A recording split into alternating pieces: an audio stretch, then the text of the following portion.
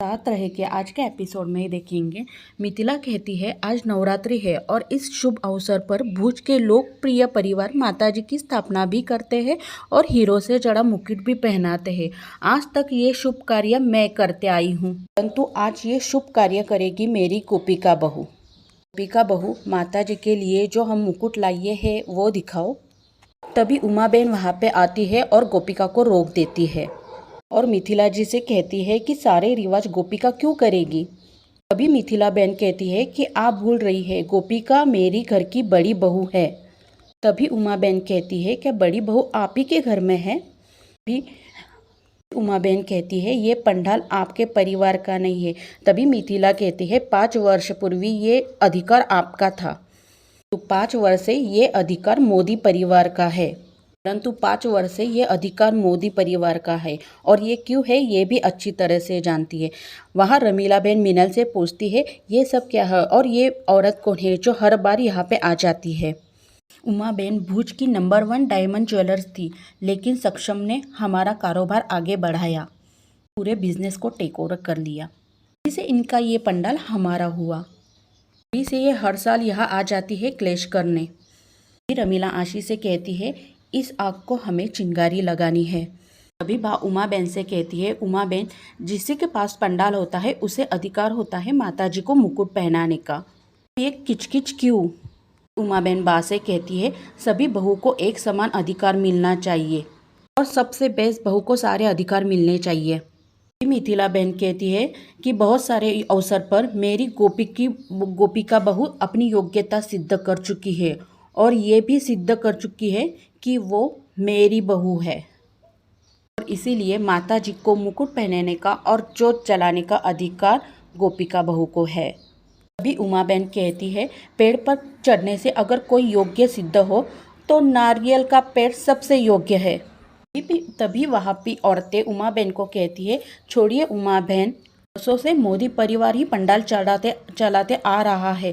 तभी उमा बहन कहती है पंडाल नहीं पैसे से चलता है, पर पैसे का जोर है तो योग्यता की बात कहाँ से आई। योग्यता सिद्ध करनी है तो बहुए की परीक्षा लेनी पड़ेगी। नानी बहन कहती है ये उत्सव है, कोई प्रतियोगिता नहीं।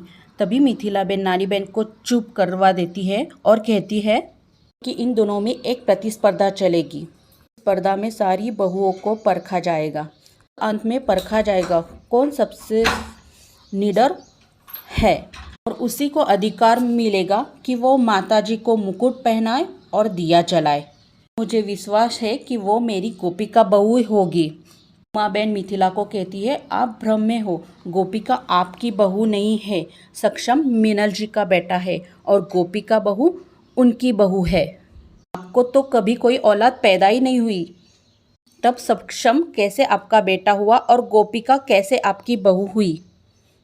तभी गोपिका उमा बहन को कहती है जैसे यशोदा माँ कृष्ण भगवान की माँ है, ये सब जानते हैं। उन्होंने कृष्ण भगवान को जन्म नहीं दिया मगर उन्हें पाला पोसा, इतना प्यार दिया, इसीलिए संसार में बड़ा संबंध उन्हीं के बीच में है।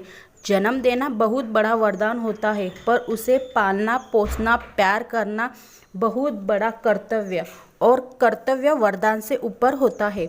मेरी माँ जी और सक्षम जी का रिश्ता भी ऐसा ही है, सबसे बड़ा सबसे योग्य, माँ और बेटे से बढ़कर। पर सीमा में माँ जी के 2 बेटे हैं, सक्षम जी और चिराग भाई, आशी बहन और गोपिका, हम दोनों ही उनकी बहुएं हैं।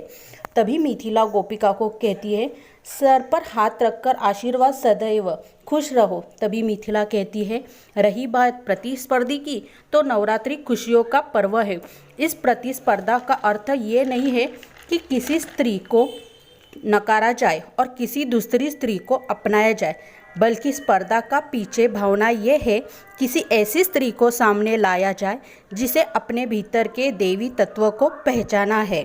9 दिनों का मतलब ये है कि माँ के भीतर छुपे हुए माँ के 9 रूप के दर्शन, माँ, पत्नी, बहन, बहू और उससे भी ऊपर स्वतंत्र एवं स्वयं का आत्मसम्मान का। तभी उमा बहन कहती है मोदी परिवार की तरफ से कौन आ रहा है, आपके घर में तो 2 बहू है। तभी गोपिका आशी को कहती है, माँ जी के लिए ये प्रतियोगिता भी ज़रूरी है। मुझे विश्वास है आप बहुत अच्छा करेगी, आप बहुत बहादुर हैं। आशी कहती है, तू बिल्कुल सही कह रही है, मुझे जाना चाहिए, और वो खुश हो जाती है। गोपिका ऑल द बेस्ट कहती है। तभी मामी जी गोपिका को धक्का मारती है। गोपिका मिथिला जी के पैर पर गिर पड़ती है। मिथिला खुश होती है और कहती है, पहले ही आशीर्वाद लेने आ गई। मुझे तुमसे यही आशा थी, यशस्वी भव। तभी रमीला कहती है, हाँ हाँ, तू अपनी माची का नाक नहीं कटने देगी। तभी तेजल कहती है, भाभी आप कर सकती है, ऑल द बेस्ट। तभी आशी रमीला से कहती है, मैं जीत सकती थी और तुमने मेरा हाथ से मुकुट छीन लिया। तभी रमीला कहती है, मेरा मकसद तुझे पंडाल में मुकुट पहनाना नहीं, मोदी परिवार का मुकुट पहनाना है।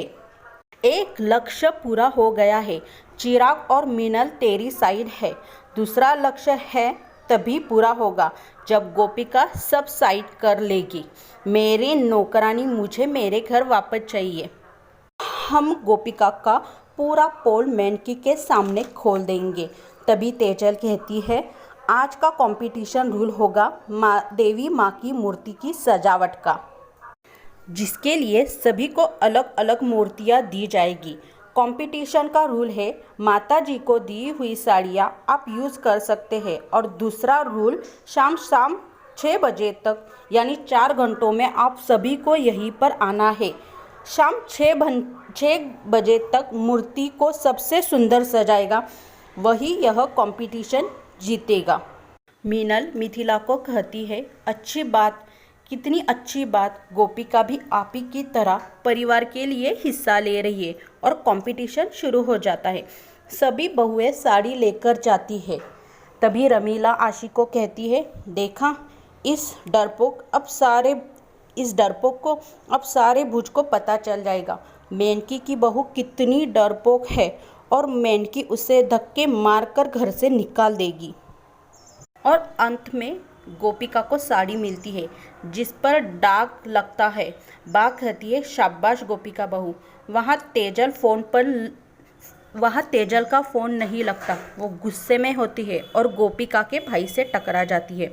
गोपिका का भाई उसे बताता है, विजय उसका यूज़ कर रहा है, लेकिन तेजल उसे डांटती है और कहती है, तुम पॉपुलर लोगों से चलते हो और बकवास फैलाते हो, और वह चली जाती है। वह बा मिथिला से कहती है, उमा बेन की बात सुनकर तुम बहुत भड़क गई और प्रतियोगिता का आयोजित किया, तुम्हें ये सही लगता है? तब मिथिला कहती है, मेरा स्वभाव से तो आप परिचित है, मैं नहीं चाहूँगी ये सभी प्रतिस्पर्धा करें। जो निडर है तो उसे रोज़ लड़ना ही पड़ता है, देवी माँ की तरह।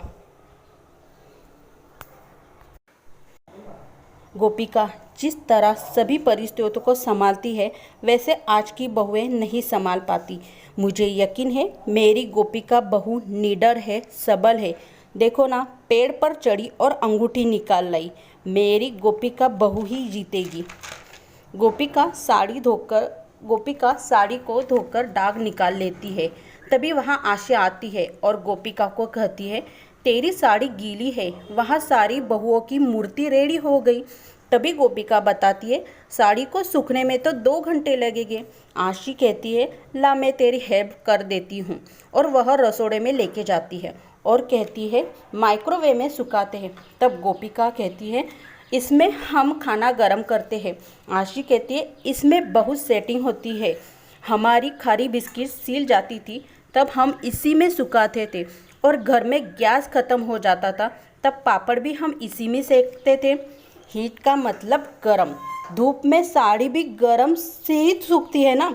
तब गोपिका कहती है, हमने हमेशा इसमें खाना गरम किया है तो कपड़े। राशि कहती है, मैं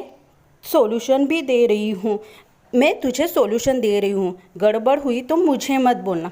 गोपिका कहती है, सुखा के दिखाइए ना। तभी राशि कहती है, मैं तुझे आइडिया भी दूँ, मैं तेरी मदद भी करूँ तो तू स्ट्रांग बहू कैसे बनेगी। तभी गोपिका साड़ी को माइक्रोवेव में डालती है और ऑन करती है। तभी माइक्रोवेव में से धुआं निकलता है। और आज का एपिसोड यहीं पे ख़त्म होता है। कल के एपिसोड में हमें ये दिखाया जाएगा, गोपिका की साड़ी जल चुकी होती है और वो बहुत रोती है। वो कहती है मैंने साड़ी भी जला दी और माझी का विश्वास भी। वहाँ रमीला अपना भेष बदलकर गोपिका को डराने लगती है और गोपिका बेहोश हो जाती है। तभी वहाँ मिथिला बेन कुछ औरतों को गोपिका की मूर्ति की सजावट दिखाने लेके आती है। Thank you.